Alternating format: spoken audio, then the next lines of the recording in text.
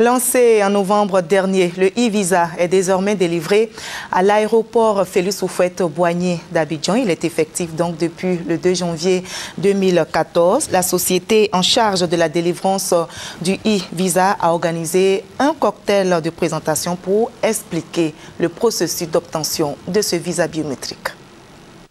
La délivrance du visa biométrique aux voyageurs étrangers dès leur arrivée en Côte d'Ivoire a démarré depuis le 2 janvier. Cette nouvelle procédure répond aux défis de l'accessibilité et de la sécurisation du pays, puis de la relance économique. Pari réussi pour la SNEDAI, la Société nationale d'édition de documents administratifs et d'identification autorisée par l'État ivoirien à délivrer ce titre de séjour. Dans la soirée du 8 janvier, la structure a réuni diplomates, compagnies aériennes, agences de voyage et journalistes pour expliquer le processus de délivrance du e-visa, une procédure en 4 étapes via l'Internet. Toute personne désireuse de se rendre en Côte d'Ivoire, à partir de son domicile ou de son bureau, a juste besoin d'aller sur le site d'enrôlement SNEDAI Visa pour donc faire un pré-enrôlement.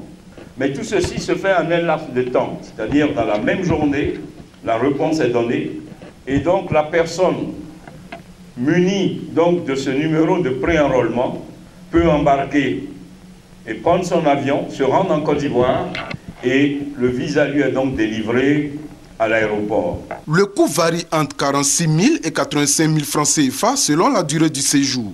Un processus simplifié pour les voyageurs. Il permettra d'accroître, selon le promoteur, le volume de demandes de visa de 180 000 à 300 000.